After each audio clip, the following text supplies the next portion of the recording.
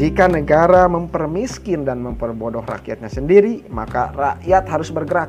Kita harus menyampaikan keinginan dan kebutuhan kita melalui berbagai media yang ada.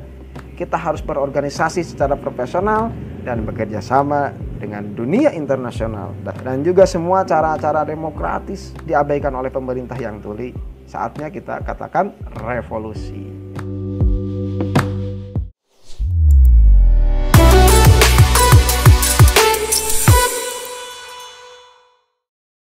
Bismillahirrahmanirrahim. Assalamualaikum warahmatullahi wabarakatuh. Sahabat podcast Sepuh ID yang sangat dimuliakan dan sangat berbahagia pada malam hari ini. Sudah lama saya Wahendi tidak berbicara, tidak ikut membicarakan hiruk pikuk bangsa mungkin ya. Malam hari ini kita akan berbicara terkait problematika bangsa yang masih hiruk pikuknya tidak ada kejelasan.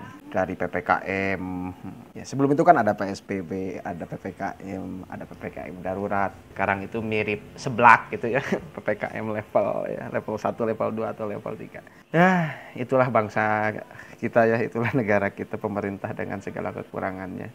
Dan itu menjadi topik yang seru yang harus kita bahas dengan asik dan enjoy ya, sambil ngopi, ngobdud. Jangan lupa, tetap kita harus bahagia. Tema kita pada malam hari ini masih terkait pandemi ya, yaitu kita akan menjawab satu pertanyaan yang menggelikan, sedikit mengandai-andai.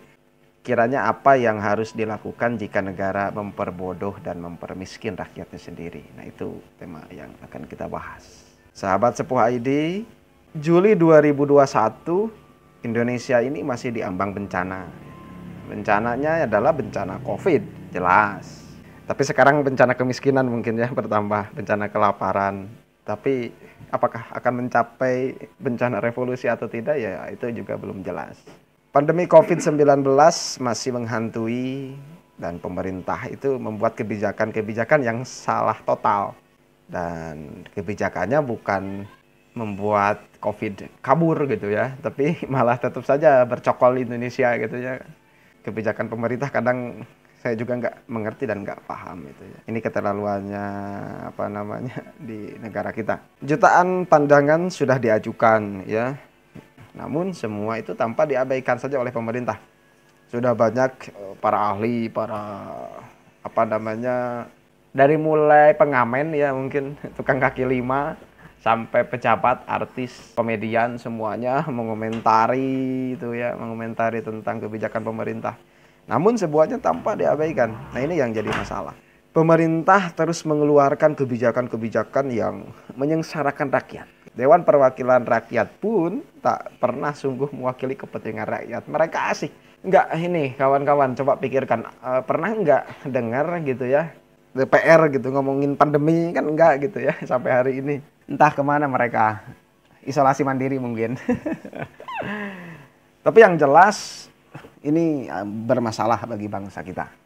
Sudah cukup lama pemerintah ini memperbodoh rakyatnya sendiri. Berbagai kebijakan yang dikeluarkan itu justru mempersulit proses pendidikan yang terjadi.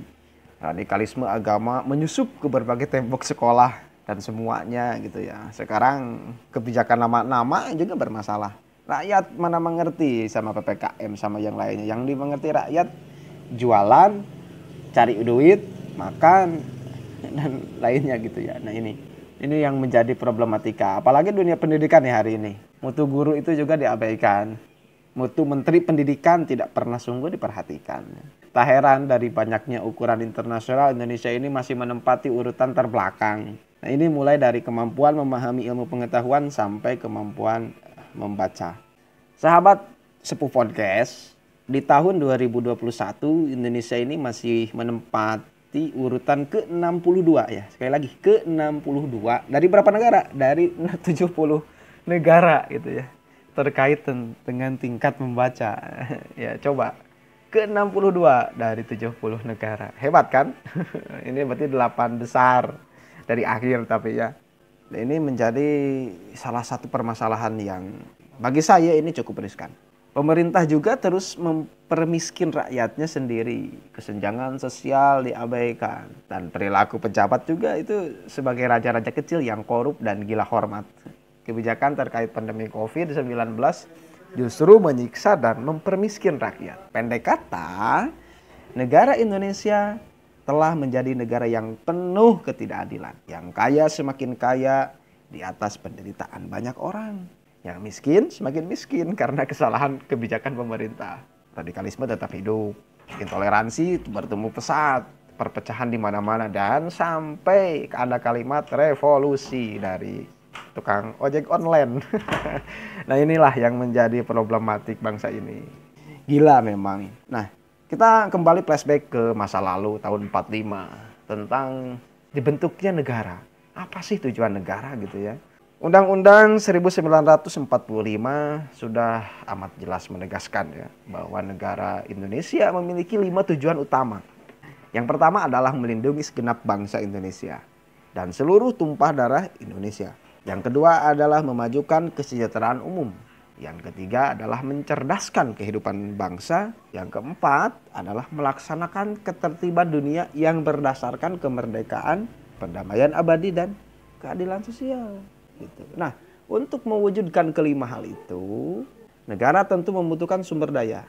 Nah, disinilah peran rakyat menjadi amat penting. Rakyat wajib membayar pajak untuk memberikan sumber daya bagi negara. Rakyat juga wajib turut serta di dalam pembangunan dengan segala kemampuan yang mereka punya. Ya, di dalam demokrasi, pemerintah itu hadir dari rakyat, oleh rakyat untuk sepenuhnya kepentingan rakyat. Pejabat itu berasal dari rakyat. Mereka bekerja juga dengan dukungan rakyat untuk mencapai kelima tujuan di atas. Namun jika pemerintah gagal mewujudkan kelima tujuannya dan malah mempermiskin serta memperbodoh rakyatnya sendiri, apa yang harus dilakukan? Ya, itu kita harus menggugat negara. Negara yang tidak bisa menjalankan tugasnya itu tidak memiliki guna gitu ya. Saya bukan memprovokasi gitu ya, tapi coba berusaha masuk ke dunia kritik.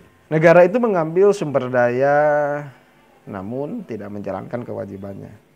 Pejabat menjadi kaya raya di tengah kemiskinan rakyatnya. Nah, inilah Indonesia di abad 21.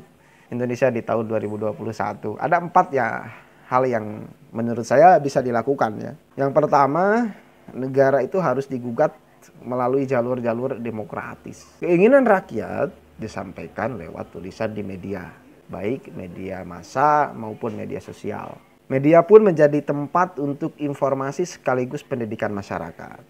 Media tidak boleh menjadi penyebar ketakutan dan perpecahan atau penyebar hoax seperti yang terjadi saat ini. Demonstrasi damai juga adalah jalan demokratis sebenarnya.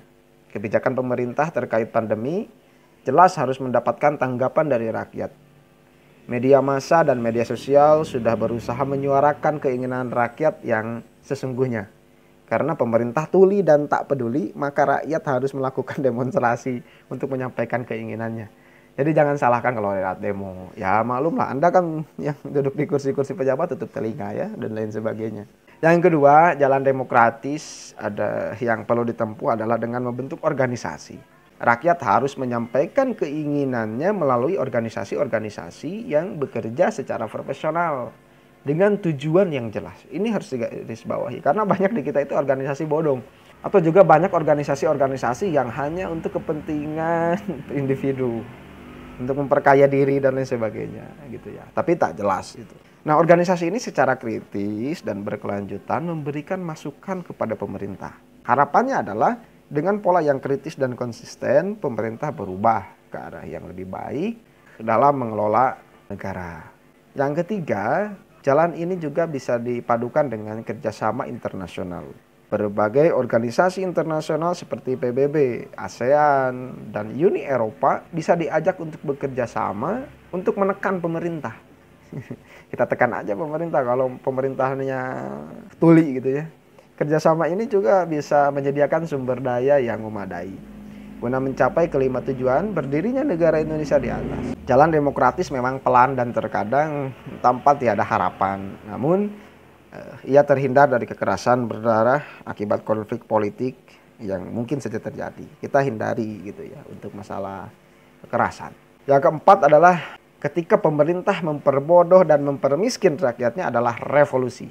Rakyat turun ke jalan, melakukan demonstrasi besar dan lama, konflik dengan polisi dan militer pasti akan terjadi. Korban pasti akan berjatuhan. baik manusia maupun harta benda. Ya kayak mirip zaman Orba lah dulu, bagaimana semuanya menyatukan diri. Gerakan kritis pada pemerintah tetap harus berpijak pada dasar-dasar negara yang sah, yakni Pancasila dalam segala kesatuannya. Pada hakikatnya Pancasila itu sudah sempurna. Penafsiran yang baik dan kritis perlu terus dilakukan untuk menjaga keutuhan negara Indonesia. Masalahnya adalah Pancasila tidak diterapkan oleh pemerintah Indonesia itu sendiri. Hanya embel-embel dan slogan-slogan saja gitu ya. Jadi kemanusiaan yang adil dan beradab jauh dari kenyataan. Ada juga kepemerintahan yang adil dan kaya raya seperti itu. Persatuan Indonesia terus-menerus diancam oleh radikalisme agama dan terorisme. Demokrasi terus dibajak oleh orang-orang kaya yang semakin rakus dan korup. Keadilan sosial tak pernah menjadi kenyataan bagi sebagian besar rakyat. Tanpa Pancasila, kelima tujuan dasar berdirinya negara Indonesia hanya tinggal mimpi belaka. Jika negara mempermiskin dan memperbodoh rakyatnya sendiri, maka rakyat harus bergerak. Kita harus menyampaikan keinginan dan kebutuhan kita melalui berbagai media yang ada. Kita harus berorganisasi secara profesional dan bekerja sama dengan dunia internasional. Dan juga semua cara-cara demokratis diabaikan oleh pemerintah yang tuli. Saatnya kita katakan revolusi. Nah, itulah langkah-langkah yang perlu diambil. Pertanyaannya, apakah hari ini akan sampai pada titik revolusi? Ya, kita nantikan, kita saksikan saja. Apakah akan ada revolusi atau tidak? Ya, kita nonton drama yang dimainkan oleh para pemeran-pemeran pemerintah. Ada Pak Marves, ada Pak Erik, ada Pak Jokowi dan lain sebagainya. Semoga saja Indonesia bisa cepat keluar dari pandemi. Yang jelas kita harus tetap optimis ya. Nah, seperti itulah obrolan bincang kita pada sore hari ini, pada malam hari ini. Dan jangan lupa untuk tetap mendengarkan Sepuh Podcast, dan bisa juga melalui via Instagram di @sepuhid dan bisa melalui YouTube di Sepuh Podcast. Terima kasih, sampai jumpa dengan saya Hendy Suhendar, Presiden Sepuh ID di episode selanjutnya. Wassalamualaikum warahmatullahi wabarakatuh. Tetap waraskan pikiran kita.